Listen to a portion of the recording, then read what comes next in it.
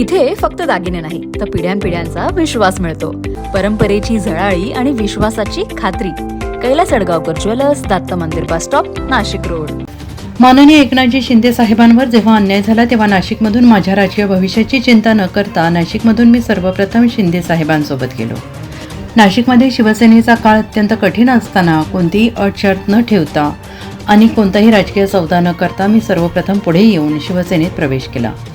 उद्धव बाळासाहेब ठाकरे गटाशी थेट संघर्ष करत अनेक शिवसैनिक सोबत घेत संघटना उभी केली. पक्षकार्यासाठी पूर्ण वेळ देता यावा म्हणून नोकरीसुद्धा सोडली.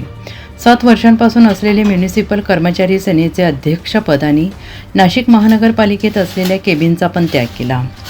शाखा प्रमुख म्हणून गल्लीतून सुरुवात करून उपविभाग प्रमुख, विभाग प्रमुख, उपमहानगर प्रमुख, नाशिक पश्चिम विधानसभा प्रमुख आणि पुढे महानगर प्रमुख असा संपूर्ण संघर्षाचा प्रवास मी पदासाठी नव्हे तर शिवसेना वाढवण्यासाठी केला.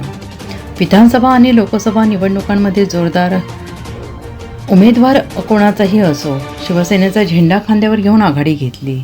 माझ्या महानगर प्रमुख पदाच्या कार्यकाळात नाशिक शहरात नगरविकास निधीतून 300 कोटींपेक्षा अधिक विकास कामे मार्गी लावली. नगर विकास निधी काय असतो हे तेव्हा नाशिकला माहीत झालं.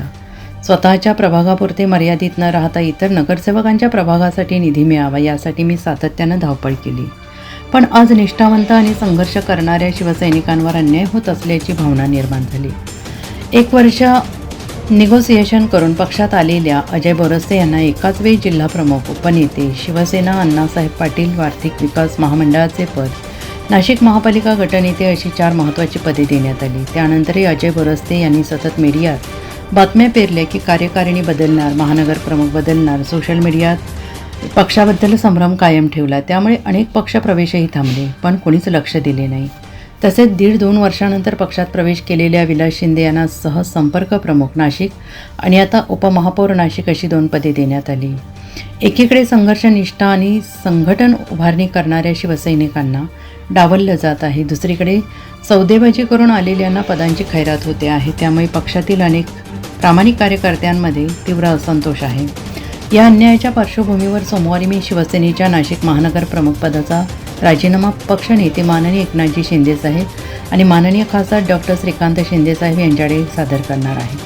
तसेच नगरसेवक पदाचा राजीनामा दुपारी 4:30 वाजता माननीय नाशिक महानगरपालिका आयुक्त यांच्याकडे सादर करणार आहे. प्रवीण बंटी तितमे.